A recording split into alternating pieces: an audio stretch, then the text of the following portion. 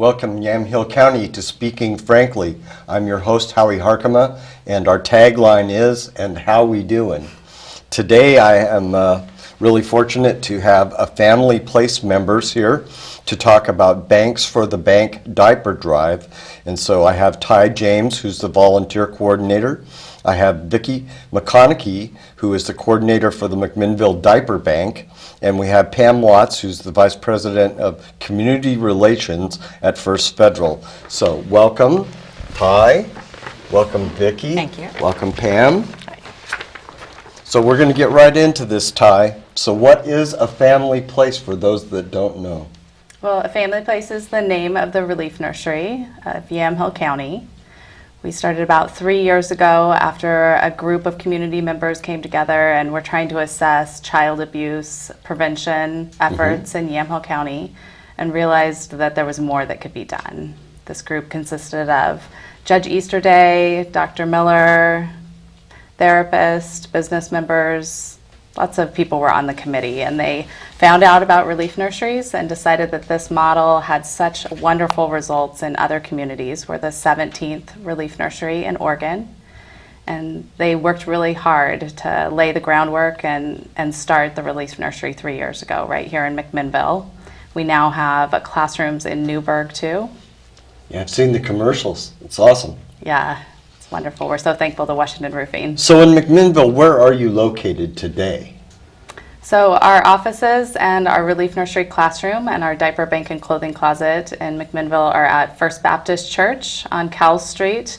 We're on our lower level there. And then we in Newburgh are on Villa Street in front of Joyful Servant Lutheran Church in a small house called Mary's Place that they've graciously donated to us. So is a family place part of Lutheran Community Services? Yes, they're our umbrella organization. So when that committee decided to start a relief nursery in Yamhill County, they chose Lutheran Community Services to hold that program because they already have such wonderful services for families and youth in our community. It makes so much sense. Jordan Robinson's just awesome. He is. So the relief nursery solution, what are the risk factors? Well, what we try to look for is families that are at the highest risk for their children becoming victims of abuse and neglect. What our committees look at is a study called ACEs. So it looks at adverse childhood experiences. It was a study done by Harvard University that looked at adults that were really struggling and looked back at their childhood and was able to see that there were these correlations that could be found, and the more adverse childhood experiences they had, the more likely they were to struggle in adulthood. A lot of those are abuse and neglect. So many of the things on those lists you and I have experienced, our children experience. What it really is when a child has many of those adverse experiences stacked up against them, they're really likely to have struggles in childhood and into adulthood. And if we can wrap services around that family and give them extra support in those first 3 years, we've found we can really make a difference for that child's whole life. A huge difference. Yes. So what are the proven outcomes from all of this? Well, the relief nursery first started in Eugene in the 70s, and we have really good results looking at those first children that have now grown up, and the results are amazing. 99% stay out of foster care and aren't a part of the DHS system at all. They, almost 100% of them are developing at age-appropriate levels. Parents are more likely to read to their children once they've been involved in this model. That's awesome. So I'm going to state a couple things that you sent to me so we can talk about diapers here in just a moment. 5.3 million children in the U.S. aged 3 or younger live in poor or low-income families. 1 in 3 American families report experiencing diaper needs. Diapers cannot be obtained through WIC, which is Women, Infants, and Children, or SNAP benefits, which is Supplemental Nutrition Assistance Program, or what used to be called food stamps. Disposable diapers cost approximately $80 per month per baby. No state or federal child safety net program allocates dollars specifically for the purchases of diapers. Without transportation, buying diapers at a convenience store rather than a large box store can significantly increase the monthly cost of diapers. Infants require up to 12 diapers per day and toddlers 8. Could you speak to the diaper need in Oregon versus the U.S. overall? Vicki and I were just talking about this before the show. Our diaper bank is a part of the National Diaper Bank Network. And what we've realized is that diaper need is huge throughout the whole country. What we know about Yamhill County is that 40% of the people who live in our community struggle with poverty. Yes. Many of those are living below the poverty level, but up to 40% are really on the edge and really struggling with just very basic needs. So some families have to choose where their money goes. Exactly. You know, and they have to pay the rent, and they need the car maybe to get to work, and they need to feed those kids. So sometimes diapers are on the bottom. Right, of that after list. food, after Yes. medications, after everything that's needed, they probably fall to the very bottom. My first thought was, because I was an older mother, I mean a while ago, with little ones, you know, I use cloth diapers. Why don't they use cloth diapers? Well, these people do not have access to laundry facilities. You cannot take dirty diapers to a laundromat for a lot of reasons. Sure.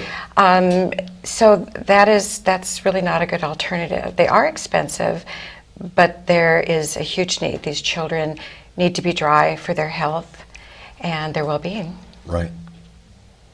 So what is Banks for the Bank diaper drive, and when does it occur, and what sizes are most needed? This is for all of you. Well, we can use all sizes, but we tend to run out of the big ones. We don't provide full-time diapers for people. We're not able to do that. Right. We do a relief of 3 days a month. So hopefully they have those when they've run out of a paycheck or any possible way to get diapers. And these children, you know, have, like I said, a huge need. So Yes. we're just trying to give them some place to come, and it's huge with these families.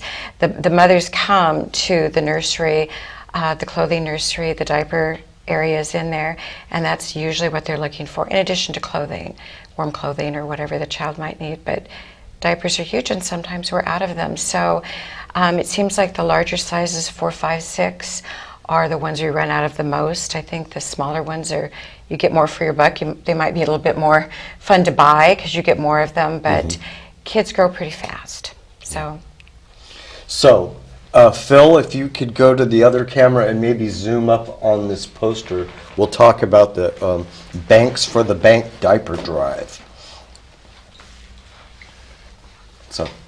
So the Banks for the Bank is the catchy name we've come up for this drive. Our diaper banks are completely filled by our community members' generosity. So we're 100% donations of diapers.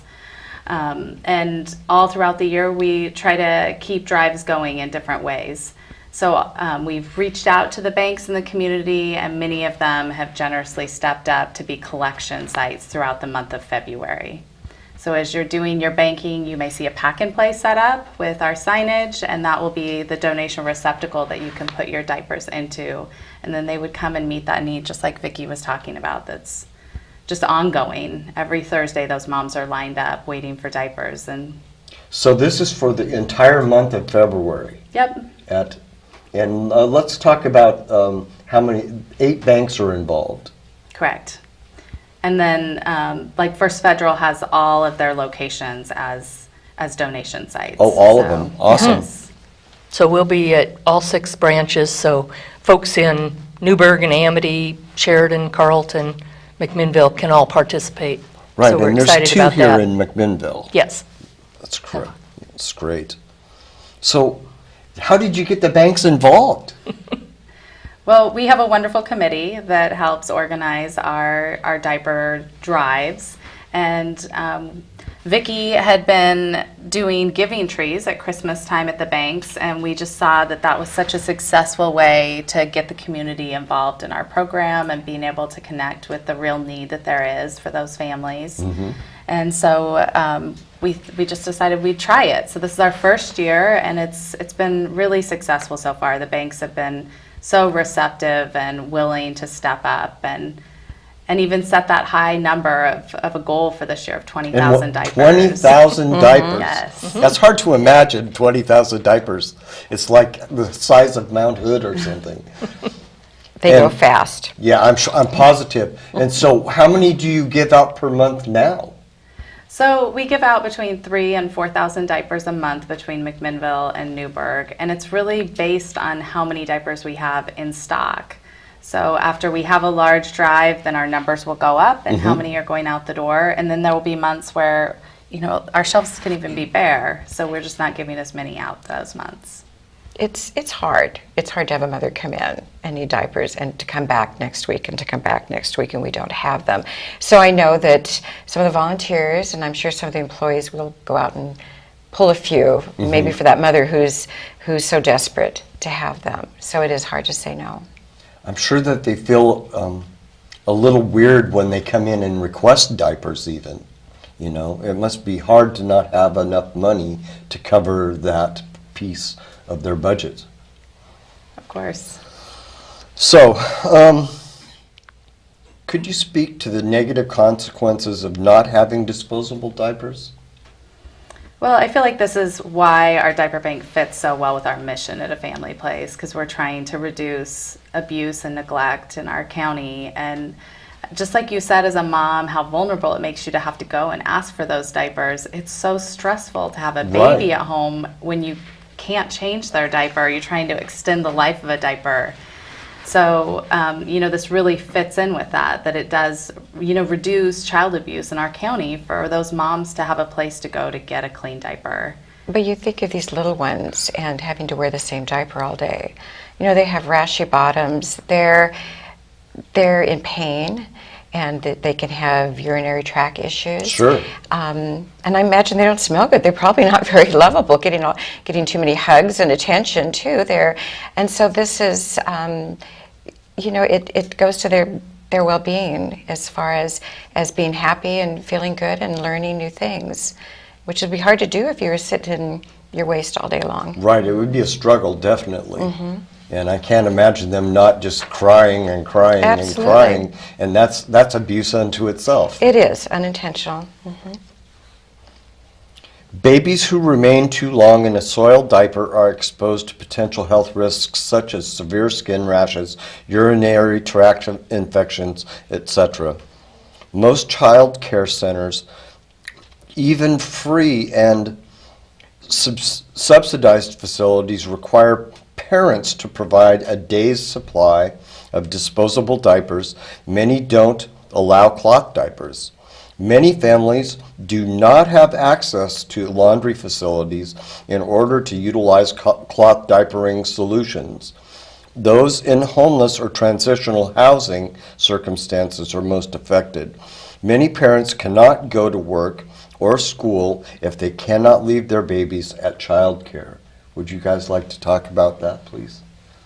You can see how this is a cycle, It is. where you can't take your child to childcare, then, how do you get more money to buy those diapers that you need? So it's hard. It's hard to get that hand up, and I think that's exactly what a family place does.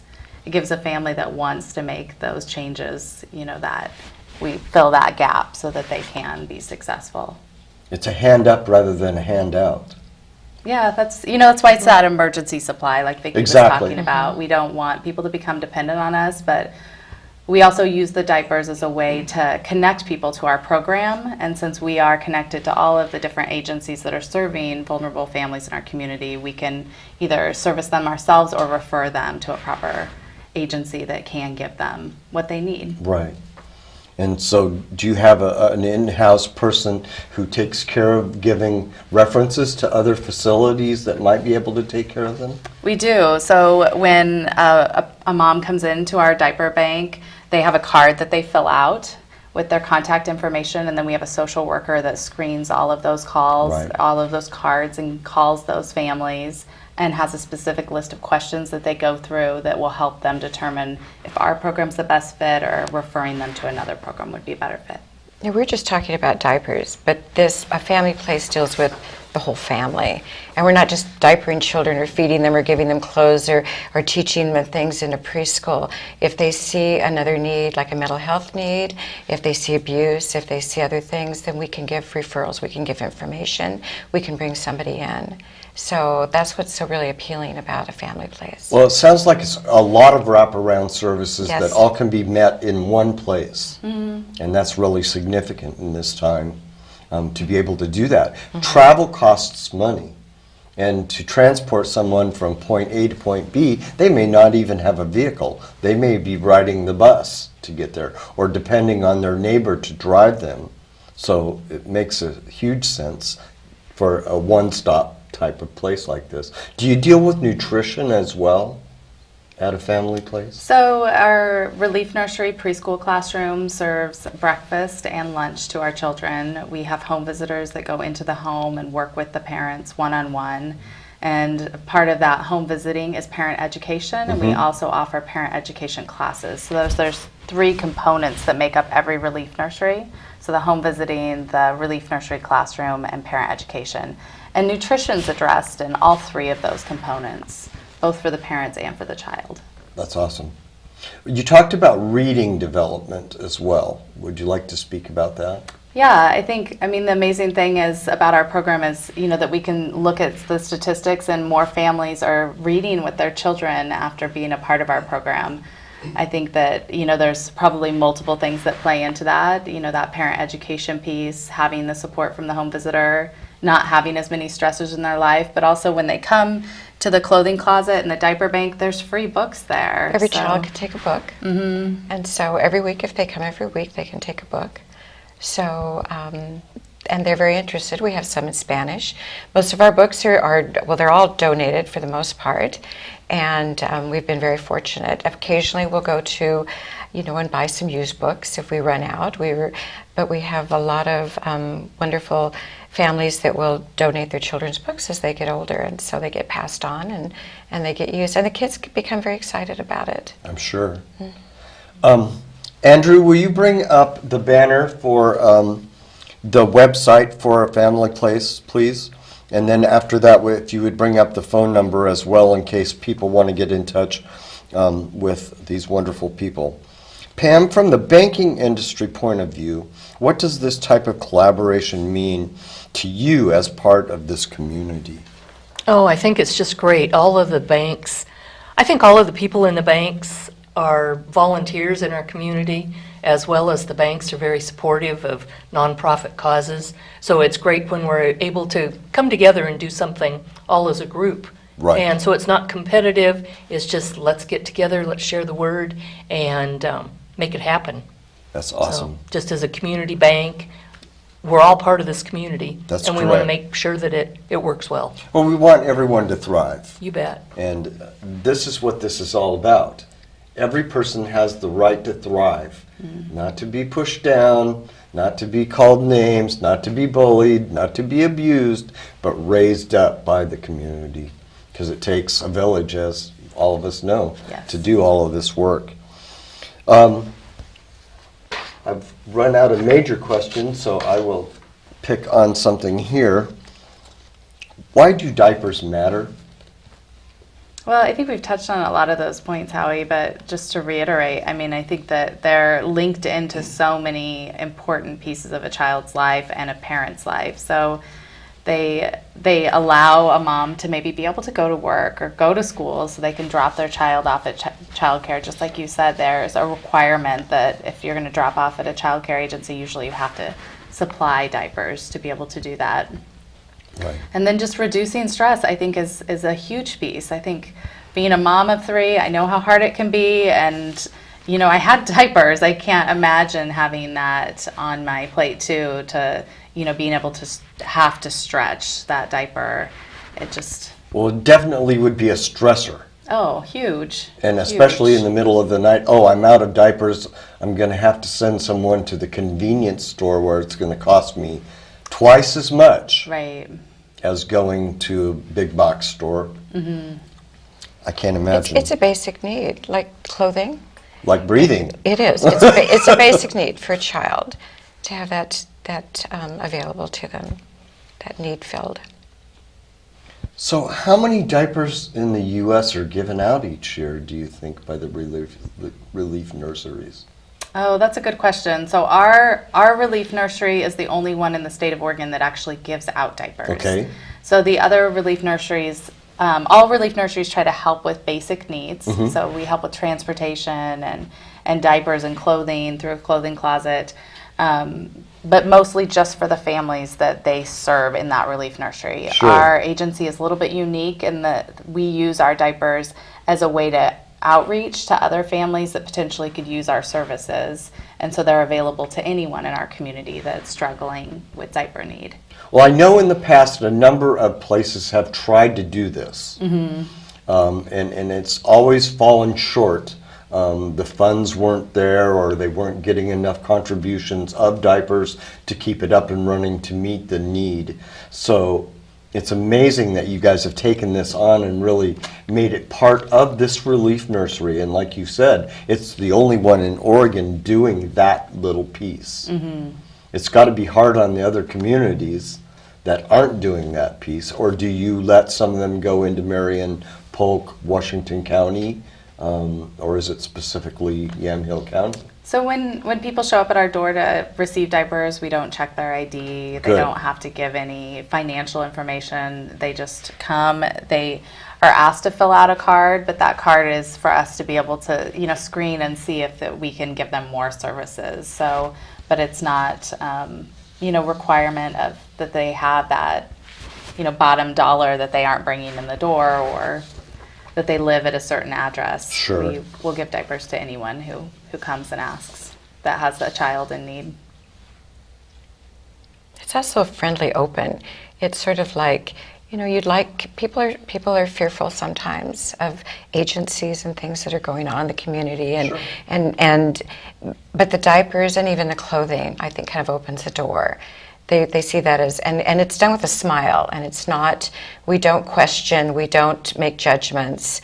They bring the children in. We have a little play area in the clothes closet, and like I said, they can get books. We also have things, stuffed animals and a few toys donated. A lot of times they walk out with something. So hopefully it becomes a friendly place to come, and then hopefully they will also partake of other services. That might be the beginning. So that open door allows them to come in and see that there's nothing weird going to happen here. No. And they calm right down, I'm sure, after they meet with you guys, because of the smiles and everything that you want to do for them.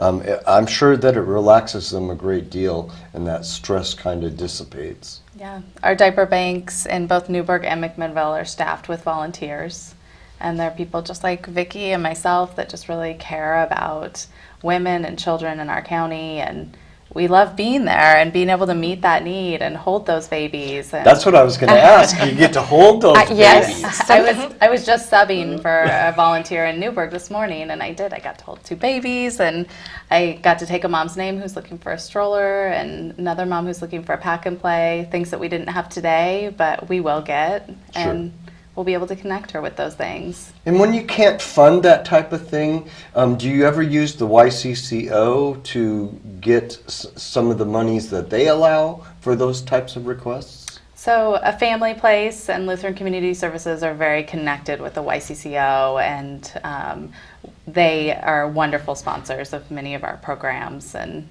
I don't know that they specifically are funding things like strollers and pack and plays, but they make a huge difference in being able to provide services needed for these families.